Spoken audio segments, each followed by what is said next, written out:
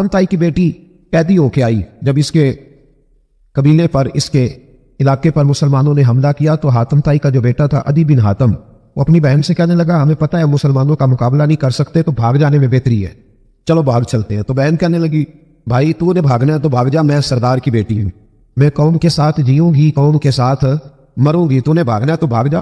عدی بھاگ گئے ڈر کے. یہ خاتون جو تھی ان کو گرفتار کر لیا مسلمان عورتوں نے، تو کہ یہ تلوار لے کے آئی تھی لڑنے کے. ابن اسحاق ابن حشام دونوں کتابوں میں روایت موجود ہے. یہ خاتون کہتی ہے کہ میں نے بڑے تگڑے سوال تیار کیے، کیونکہ معاذ اللہ سبحان معاذ اللہ میرا خیال تھا وہ نبی نہیں، وہ بادشاہ ہیں، وہ ایک اسٹیٹ کے سربراہ ہے، وہ حکمران ہے، میں معاذ اللہ نبی نہیں. میں نے بڑے تگڑے سوال تیار کیے اور میں اپنے آپ سے کہہ رہی تھی میں ایسی ایسی باتیں کروں گی مسلمانوں کے نبی سے کہ انہیں جواب نہیں آئے گا. معاذ اللہ ثم نقل کفر نہ باشر. کہتی ہے میں حضور کے سامنے لائی گئی گرفتار کر کے، اور جب مجھے حضور کے سامنے کھڑا کیا گیا نا تو میرا سر ننگا تھا. توجہ ہے میری بات پر؟ میرا سر ننگا تھا تو میرے ذہن میں بڑے سوال تھے، میری گردن اکڑی ہوئی تھی.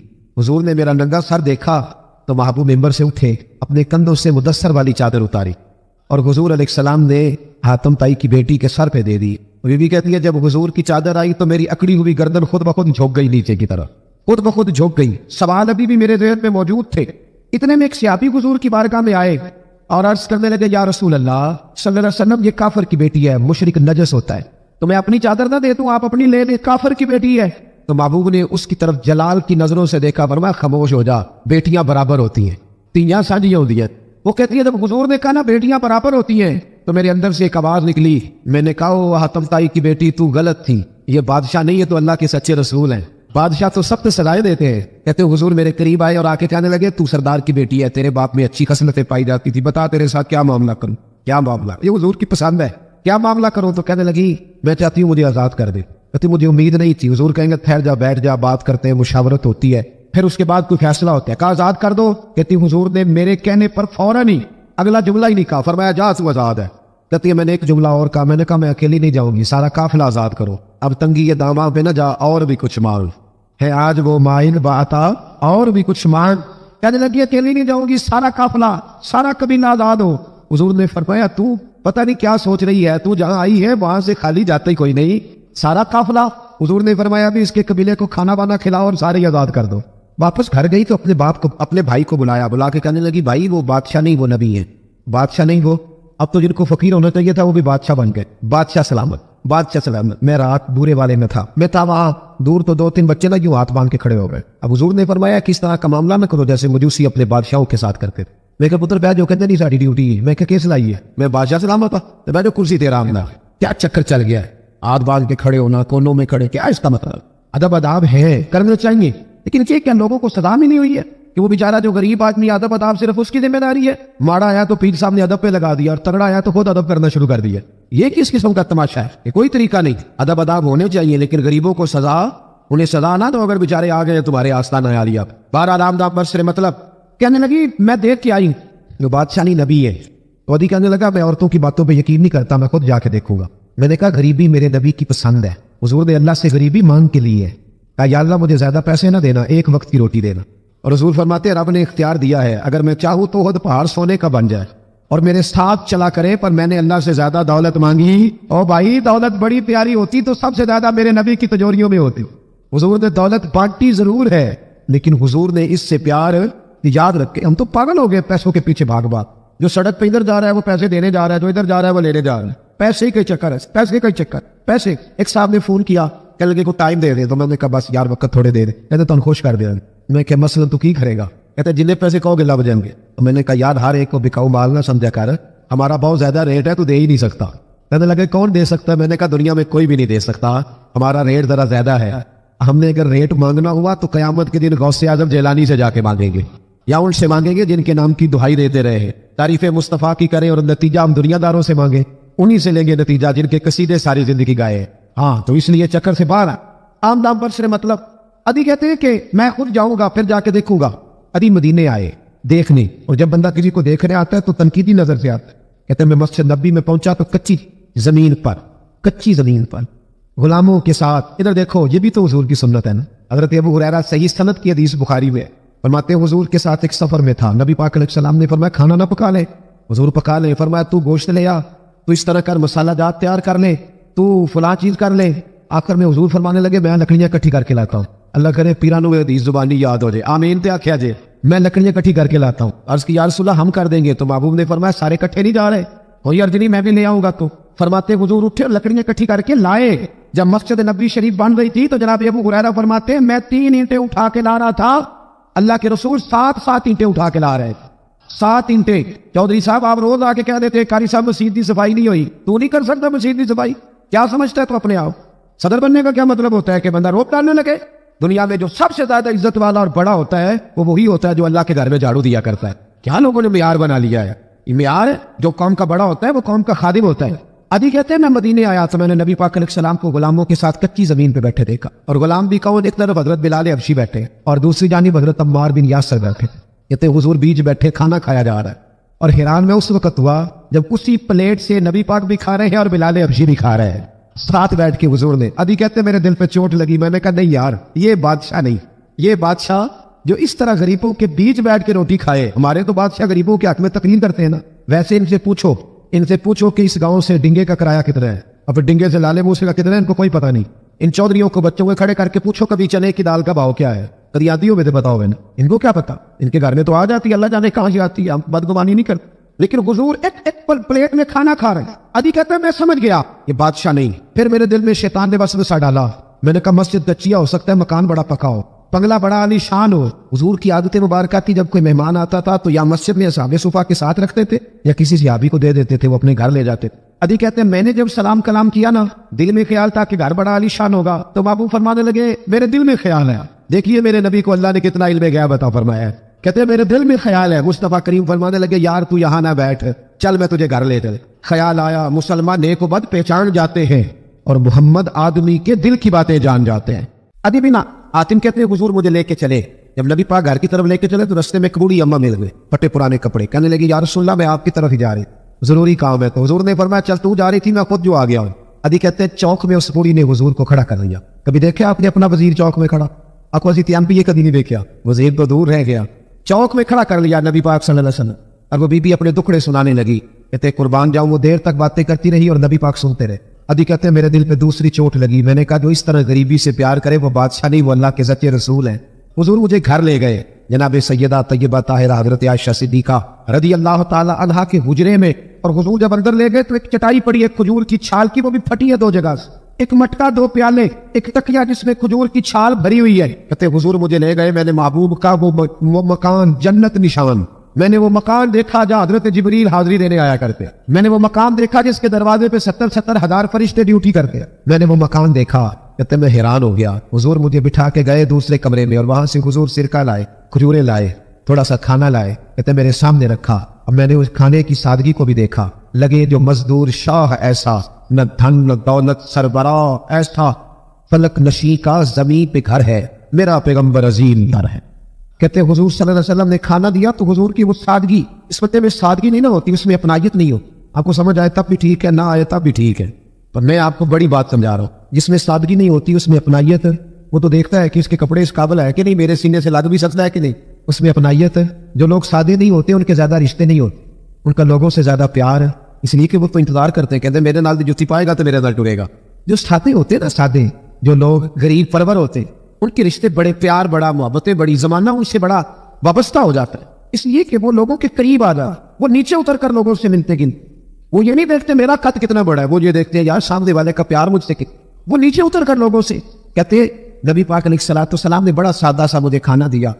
جب میں کھا چکا تو حضور فرمانے لگے سارا کچھ تو آپ نے دیکھ لیا, کیا پروگرام ہے, کب جانا ہے آپ نے, دیکھ لیا سارا کچھ, اگلا پروگرام بنائے. تو ادھی کہتے ہیں میں دور بیٹھا تھا, میں اٹھ کے قریب آ گیا. میں نے کہا محبوبہ اب کہاں جانا ہے, مجھے کلمہ پڑھائے, میں مسلمان ہونا چاہتا ہوں. یہ غریبی حضور کی پسند ہے, تھوڑے پہ گزارا کرنا سیکھ. حضور فرمانے لگے ادھی مقام ہرا کا نام سنا ہے؟ ادھی کہنے لگے حضور سنا ہے پر وہ جگہ دیکھی نہیں. محبوب فرمانے لگے سن, میں وہ وقت لے کے آؤں گا, میرا دین اس طرح نافذ ہوگا کہ ایک عورت مقام ہرا سے اونٹنی پہ اکیلی بیٹھے گی اور اکیلی آئے گی اور آ کے بیت اللہ کا طواف کرے گی, سوائے اسی اللہ کے کسی کا خوف نہیں ہوگا. حضور فرمانے لگے کسرا کا نام سنا ہے؟ کہا حضور وہ تو بازار اس وقت بڑا تگڑا بادشاہ ہے, فرمایا اس کے علاقے بھی فتح ہوں گے, وہ خزانے مسلمانوں کے پاس آئیں گے. اور فرمایا تو تیسری بات نبی پاک نے بیان کی, فرمایا تو یہ دیکھ رہا ہے کہ مسلمانوں میں غربت ہے؟ فرمایا ادھی ایک وقت آئے گا लोग देने के लिए निकलेंगे पर उन्हें लेने वाला कोई नहीं मिलेगा। अदी कहते हैं कि मैं रसूल करीम का कलमा पढ़ के मुसलमान हो गया। अब ज्यादा दौर नहीं गुजरा, अदी रोया करते थे, हातम ताई के बेटे अदी रोया करते थे और रो के बताया करते थे, लोगों वो जो हुजूर ने फरमाया था ना बीबी हिरा से चलेगी और तवाफ करेगी, वो बीबी मैंने अपनी आंखों से आती देखी, उससे सिवाय अल्लाह के किसी का डर नहीं था। और अदी कहने लगे वो जो हुजूर ने फरमाया था ना कि किसरा के खजाने फतह होंगे, फरमाया वो जब फतह हो रही थी तो मैं खुद उस जंग में शरीक था, मुझे अल्लाह ने मौका दिया, मैं मुजाहिदों में शामिल था। और फरमाने लगे तीसरी पेशन कोई रह गई है, मुझे उम्मीद है वो भी पूरी होगी। हजरत उमर बिन अब्दुल अजीज के जमाने में आके वो दौर भी आया कि लोग ज़कात देने निकलते थे, लेने वाला कोई नहीं मिलता था। लोग किसी को गरीब समझ के सदका देने लगते थे, वो कहता था भाई ले जा, मैं तो रात को दे के आया हूं। लोग देने निकलते थे, लेने वाला कोई नहीं। इस्लाम की फितरत में कुदरत ने लचक दी है, उतना ही ये उभरेगा जितना के दबा दोगे। नबी पाक बेमिसल बेमिसाल है, ला मिसल लहू वला मिसाल अला। हुजूर की मिसल भी कोई नहीं और मिसाल भी है ही कोई नहीं। अल्लाह करीम ने महबूब जैसा दूसरा बनाया कोई नहीं। समझनी है बात आपने। हुजूर में शक कोई नहीं पर अबू जाल ने शक किया, नबी पाक में शक कोई नहीं पर अबू लहब ने शक किया। हुजूर में शक कोई नहीं पर उतबा उतैबा शैबा इनका शक आखिर तक नहीं गया। हालांकि हुजूर में कोई शक दूर कराने भी आए तो शक नहीं गया। एक दफा नहीं कई दफा, तर्जुमे दफा, 20 दफा। एक अबू जाल को ले ले, दिमाग में शक था, हालांकि हुजूर में कोई शक नहीं। एक दिन आके कहने लगा कि बताइए मेरी मुट्ठी में क्या है। तो नबी पाक सल्लल्लाहु अलैहि वसल्लम ने फरमाया अगर मैंने बता दिया, कहने लगा अगर आपने बता दिया तो मैं कलमा पढ़ लूंगा। हुजूर ने फरमाया मैंने बता देना है पर तुम्हें कोई नहीं पढ़ना, मैं बता देना है। बताइए। तो हुजूर ने फरमाया चल सौदा कर लेते हैं, अगर जो तेरी मुट्ठी में है वही बता दे, फिर तेरा क्या ख्याल है। तो नबी पाक सल्लल्लाहु अलैहि वसल्लम ने कहा क्या भाई अबू जाल की मुट्ठी में? तो उसकी मुट्ठी में कंकर थे, कंकरों ने कलमा पढ़ना शुरू कर दिए। जब कंकरों ने कलमा पढ़ा, पत्थर थे वो, उन्होंने कलमा पढ़ा, अबू जाल ने वो कंकर जमीन पे फेंके, कहने लगा ओफो तेरा जादू तो पत्थरों पहाड़ों पे भी चलता है। अब जुमला कहने लगा हूं समझ लेना, अबू जाल गोश्त का आदमी था, कंकर पत्थर थे, पत्थर कलमा पड़ गए। गोश्त पोश्त का आदमी था पर कलमा क्योंकि यहाँ क्या था शाह, उसने आगे नहीं बढ़ने। गोश्त पोश्त का शख्स होके पत्थरों से आगे निकल नबी पाक सल्लल्लाहु अलैहि वसल्लम की खिदमत में आया। बल्कि वो जो यहूदी वाली रवायत है उसके पस मंजर में भी बाज मुहद्दिसीन ने लिखा है, उसको भी इसी ने भेजा। कहने लगा जाओ नबी पाक से जाके कहो अगर वो दरख्त आपका कलमा पढ़े तो मैं भी पढ़ लूंगा। दरख्त, अब दरख्त होते तो जानदार है पर कलमे तो कोई नहीं ना पढ़ते। दरख्त से भी तो इंसानों से कलमा पढ़ने की बात, अगर दरख्त पढ़े तो मैं पढ़ लूंगा। नबी पाक सल्लल्लाहु अलैहि वसल्लम दूर बैठे थे, दरख्त दूर था। और इमाम सयूती अलैहिर्रहमान ने लिखा है दरख्त भी कीकर का था। नबी पाक सल्लल्लाहु अलैहि वसल्लम ने फरमाया उस यहूदी से कि तू जाके दरख्त को कह कि तुझे नबी पाक बुलाते हैं। फरमाया मैं गया तो फिर तुमने कहना जादू करके बुलाया है। एहतियात भी की, हर चीज आंखों के सामने रखी, तू जाके कह कि तुझे बुलाते हैं। वो बंदा गया, जाके कहने लगा, और इमाम सयूती ने इसको लिखा है, कहने लगे उसने नबी पाक का नाम भी नहीं लिया, क्योंकि अबू जाहल एंड कंपनी को पता था कि मुस्तफ़ा के नाम में भी बड़ी बरकत, तो खाली नाम भी नहीं लिया। कहने लगा दरख्त वो जो सामने बैठे हैं ना वो तुझे बुला रहे, नाम नहीं लिया हुजूर का। वो जो सामने बैठे हैं ना जाअत लिदावतिहिल अशजारु साजिदतन, इमाम बुसीरी कहते हैं दरख्त आया और सजदा करता हुआ, जमीन चीरता हुआ आया। किस तरह आया? पहले आगे झुका, फिर पीछे झुका, दाएं झुका, बाएं झुका। यहां भी लिखने वालों ने लिखा है कि वो ना दरख्त अपनी जड़ें उखेड़ रहा था, जब चलना था ना उसने हुजूर की तरफ आना था तो आगे दाएं बाएं हुआ, जड़ें उखेड़ रहा। लेकिन हमारे उस्ताद जब हमें ये रवायत पढ़ाया करते थे तो कहते थे जड़ें नहीं उखेड़ रहा था। जब उसने सुना मुझे नबी पाक ने बुलाया तो उसे वजद हो गया था, वो झूमने लग गया, झूम रहा था, हुजूर ने मुझे बुला लिया। जाअत निदावतिल अशजारु साजिदा, तो दरख्त आया, उसने आके नबी पाक को सजदा किया। लकड़ी का बना हुआ दरख्त है, सजदा किया। सजदा करने के बाद दरख्त उठा और उठ के उसने नबी पाक का कलमा पढ़ा। वो जिसको अबू जाहल ने भेजा था ना यहूदी, वो दरख्त की हालत देख के कलमा पढ़ गया, वो कलमा पढ़ गया। लेकिन यही बेईमान कहने लगा होए इनका तो दरख्तों पे भी जादू चलता है। ला रही वफी शक कुरान पाक में, लेकिन अगर बंदे के दिमाग में हो उसका इलाज है कोई, इधर ही शक बैठ जाए। कोई शादी मिसाल देता हूँ कि सामने दीवार साफ हो लेकिन गर्द अगर आईने पे पड़ी हो, दीवार साफ करनी चाहिए कि ऐनक का शीशा साफ करना चाहिए? सारी जिंदगी लोग दीवार साफ करते गुजार दे, सारी जिंदगी तराश खराश करते गुजार, अपनी मर्जी की पेंटिंग करते गुजार देते हैं, पर अपनी आंख की पुतली साफ नहीं करते। आंख की पुतली साफ नहीं करते। किसी ने हजरत रूमी से कहा था हुजूर दुनिया में कोई अच्छा मिलता नहीं, फरमाने लगे थोड़ा रोना शुरू कर ताकि तेरी पुतलियां वजू कर ली, वजू कर ली, वो उन्हें पता चल जाए कि कितने साफ सुथरे लोग दुनिया में पाए जाते। अबू जाहल फिर आ गया, कहने लगा अगर आप चांद के 2 टुकड़े कर दें तो मैं कलमा पढ़ने को तैयार। अच्छा यहाँ भी बड़ी मजे की बात है, अल्लाह ने पहले कह दिया नबी पाक को कि इन्नल्लज़ीना कफ़रू सवाउन अलैहिम आ अनज़रतहुम अम लम तुनज़िरहुम ला युमिनून। महबूब ये जिनकी किस्मत में कुफर है ना, आप इन्हें डराएं चाहे ना डराएं ये ईमान नहीं लाएंगे। کنکروں نے بھی کلمہ پڑھ لیا ہے, درختوں نے بھی پڑھ لیا, سارا کچھ ہو گیا, اور اللہ نے بھی کہہ دیا کہ محبوب اس بے ایمان نے کلمہ نہیں پڑھنا, پر حضور نے فرمایا یہ پڑھے نہ پڑھے ہم نے میدان نہیں چھوڑنا. جتنی دفعہ آئے گا نا ہم اسے ضرور معجزہ دکھائیں, جتنی دفعہ آئے گا ہم کیوں میدان چھوڑ. آگے کہنے لگا جی اگر چاند کے 2 ٹکڑے کر دیں تو اقتربت الساعۃ وانشق القمر, تو نبی پاک صلی اللہ علیہ وسلم نے انگلی کا اشارہ کیا, چاند 2 حصوں میں بٹا. کوہ صفا ایک پہاڑی تھی مکے میں, آدھا ٹکڑا پہاڑی کی اس جانب ہوا, آدھا اس جانب. یعنی وضاحت کی اللہ کریم نے کہ ایسے نہ ہو کہ یہ کہہ دی وہ تو ایسے بالکل شک ہوا تو مل گیا, پتہ نہیں میری آنکھوں پہ جادو ہو گیا, ملا ہے کہ نہیں ملا. جب ٹوٹا تو حدیث پاک میں آتا ہے کہ آدھا چاند کوہ صفا کی ادھر گیا اور آدھا تو پہاڑی تھی, چاند نیچے آیا, پہاڑی کے گرد گھوما, آگے جا کے ملا. یعنی وقفہ دیا گیا باقاعدہ دیکھنے کا, سمجھنے. پوری دنیا میں جتنے لوگ اس وقت چاند دیکھ رہے تھے, ہندوستان تک روایتوں میں ملتا ہے کہ لوگوں نے گواہی دی کہ ہم نے چاند ٹوٹتے دیکھا ہے. زمانہ مان گیا, لوگوں کی چیخیں نکل گئیں, لوگ قدموں میں گر گئے, پر وہ جس کے دماغ میں شک تھا نا وہ نہیں مانا. شجر و حجر پہچان گئے پر انسان کی نظروں میں شک ہی رہا. دنیا میں سب سے مجبور, کمزور, بزدل, کم فہم بندہ وہ ہے جس کے دماغ میں شک ہے. سب سے کم فہم آدمی, اس کی فراست روحانیہ زیرو ہے, وہ ایک ناکام شخص ہے. اس کو کسی پہ بھی شک پڑ جائے, کسی پہ بھی. ہم نے دیکھا ہے جو عورت اپنے مرد پہ شک کرنے لگ جاتی ہے اس گھر کا کوئی علاج ہی نہیں ہوتا. جو شکوہ کرتی ہے روٹی کا, پیسوں کا, وہ کسی دور میں مسئلہ اس کا حل ہو جاتا ہے. جو نافرمان ہوتی ہے اس کا بھی مسئلہ کسی نہ کسی زمانے میں حل ہو ہی جاتا ہے. یہ جس کو شک پڑ جاتا ہے نا, شک, اس کا مسئلہ قیامت کی صبح تک حل نہیں ہوتا. اگر مرد کو شک پڑ جائے اس کا مسئلہ بھی کبھی زندگی میں دوبارہ حل. یاد رکھیں یہ جو شکوک و شبہات ہے نا, قرآن پورا شکوک و شبہات کا ازالہ کرتا ہے. کافر کے سوال کا جواب دیتا ہے, منافق کے سوال کا جواب دیتا ہے. قرآن مجید ہر ایک کی تسلی کراتا ہے, لیکن شروع میں بتا دیا کہ لا ریب فی, شک والی گنجائش اس میں. لوگ آج تک شک کر رہے ہیں کہ اللہ کا کلام ہے کہ نہیں, آج تک لوگ کہتے ہیں. میرے بھائی شکوک والی زندگی کمزور ہوتی ہے. شکوک والی عقل مند لوگوں کی زندگی کمزور زندگی. صحابہ کرام عمل والے لوگ تھے, وہ بحثوں میں الجھے رہتے تو عمل نہ کر پاتے. ہمارے یہاں نا بحث ہوتی ہے جس مسئلے کا کوئی تعلق ہی نہیں, الجھنوں سے نکل رہے. عمل کا رستہ, بحث جو ہوتی ہے یہ عمل کا رستہ روکتی ہے. عقل مند نہ بنے, فرما بردار بنے. میرے بھائی شکوک و شبہات والی جو لائف ہے, لیکن نا انبیاء کرام علیہ السلام کے بارے میں شکوک و شبہات ہیں, اولیاء عظام کے بارے میں. اب ایک نیا شک پیدا ہو گیا کہ فیض ملتا ہے کہ نہیں. ہم نے فلانے ولی کو دیکھا نہیں, ساری زندگی اس کا نام لیا, فیض ملے گا کہ نہیں. غوث پاک کو دیکھا نہیں, ساری زندگی قادری کہلایا, فیض ملے گا کہ نہیں. خواجہ اجمیر کو دیکھا نہیں, چشتی کہلائے, فیض ملا کہ نہیں. صابر پیا کو دیکھا نہیں, صابری کہلائے, فیض ملا کہ نہیں. او خدا کے بندے, فیض وہ چیز ہے جو نظر نہیں آتی پر محسوس سب سے زیادہ ہوتی ہے.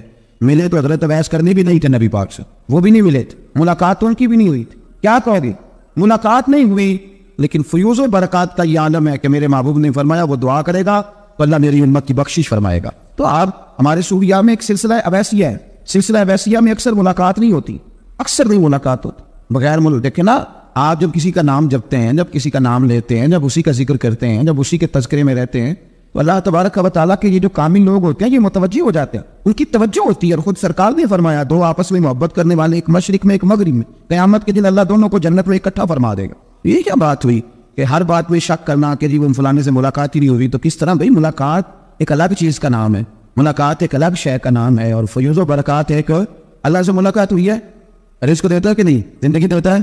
تو اس لیے ہر چیز کو ٹھیک ہے, وہ جو جگہ جس جگہ پہ جو بات ہے اس کو وہاں رہنا چاہیے, لیکن یہ شکوک ہیں ان سے باہر نکلیں, ان سے باہر آئیں.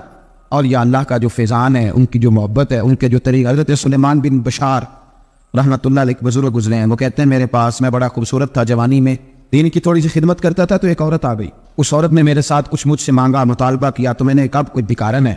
میں نے جب اس نے نقاب اوڑا ہوا تھا, جب میں نے اس کی طرف پیسے دینے کے لیے, خیرات دینے کے لیے کوئی چیز بڑھائی, تو اس نے چہرے سے کپڑا ہٹایا. میں نے نظر جھکا لی, کہنے لگی سلیمان میرا رنگ روپ تو دیکھ, میں کتنی خوبصورت ہوں, میں تیری محبت میں گرفتار ہو گئی, خود آ رہا, میں اپنے آپ کو تیرے حوالے کرتی ہوں. آپ فرماتے ہیں جب اس کے نیت اور ارادے میں اور لفظوں میں نے فطور دیکھا تو میں استغفر اللہ پڑھتا وہاں سے بھاگ گیا. اتنا دوڑا کہ میں بصرہ سے باہر نکل گیا, شہر سے باہر آ. عورت سے دوڑ رہا ہے, مرد, نوجوان, خوبصورت. فرماتے عشاء کی اذانیں ہو رہی تھی, نماز پڑھ کے میں مسجد میں سو گیا تو مجھے حضرت یوسف علیہ السلام کا دیدار. جناب یوسف کہتے ہیں میں حضور کا غلام اور غلاموں کا غلام اور صدیوں بعد کا غلام. تو جناب یوسف علیہ السلام میری خواب میں آئے اور کہنے لگے اٹھ جوان میرے سینے سے لگ, یار تو نے تو نبی پاک کا امتی ہو کے وہ کام کیا ہے جو میں نے نبی ہو کے کیا تھا. اب کام حضرت یوسف والا کیا تھا نا, تو صدیوں اور سالوں اور مہینوں کا فاصلہ بن سکا تو وہ آ گئے.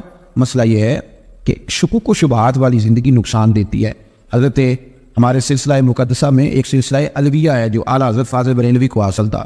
شاہ عبد العزیز صاحب محدث دہلوی رحمۃ اللہ تعالیٰ علیہ نے بڑا لکھا مولا علی کی شان پہ، حضرت علی پہ کلام، ان کا ذکر، ان کے تذکرے اس قدر فنا ہو گئے کہ ہر وقت ذکر علی کرتے۔ فرماتے ہیں مجھے خواب میں حضرت علی کا دیدار ہوا، انہوں نے مجھے بیعت فرمایا اور مجھے اپنے سلسلہ مبارکہ میں اجازت دی۔ تو شاہ صاحب رحمۃ اللہ علیہ فرمایا کرتے تھے کہ میں نے وہ بہت کم لوگ ہیں جن کو پھر ان میں بیعت فرمایا جاتا ہے، تھوڑے چند لوگ، اور ان کو سلسلہ مبارکہ میں اس میں چند لوگ ہیں۔ اعلیٰ حضرت کے بعد شاہ رسول ہے، شاہ رسول کے بعد شاہ عبد العزیز محدث دہلوی اور ڈائریکٹ مولا علی شیر خدا سے بیعت۔ تو مطلب یہ ہے کہ کام شکوک و شبہات سے نکلیں۔ قرآن نے کہا لا ریب فیہ، قرآن میں شک البتہ وَإِن كُنتُمْ فِي رَيْبٍ مِّمَّا نَزَّلْنَا عَلَىٰ عَبْدِنَا، بندے کچھ شک کرتے ہیں، اگر انہیں شک ہو تو وہ اس طرح کریں کہ فَأْتُوا بِسُورَةٍ مِّن مِّثْلِهِ، پھر اس کی مثل ایک صورت لے کے آئیں، اور وَادْعُوا شُهَدَاءَكُم مِّن دُونِ اللَّهِ إِن كُنتُمْ صَادِقِينَ، سارے بے شک اپنے حمایتی بلا لیں اگر وہ سچے۔ شک والی دنیا سے باہر نکل آئیں، حقیقت والی دنیا کو قبول کریں۔ شکوک و شبہات کا ازالہ نہیں ہوتا، شک دوسرے شک کو جنم دیتا ہے، نقص دوسرے نقص کو جنم دیتا ہے، غلطی دوسری غلطی کو جنم دیتی ہے۔ اور انسان جب تک شکوک کی، میں نے آپ کو کہہ دیا کہ ہر گھر بس سکتا ہے، ہر گھر، ہر عورت کے صحیح ہونے کی امید ہوتی ہے، پر جس بیوی کو اپنے خامند کے کردار پہ شک ہو وہ بیوی کبھی مطمئن نہیں ہوتی۔ ہر گھر بس جاتا ہے، لیکن جس خامند کو اپنے بیوی کے کردار پہ شک ہو جائے اس کا کبھی اس کے ساتھ سلوک مخلصانہ۔ شکوک والی زندگی بیماروں کی زندگی ہے، شکوک والی زندگی بیماروں کی زندگی، کمزوروں کی زندگی، بزدلوں کی زندگی۔ اس لیے حقیقت والی چیز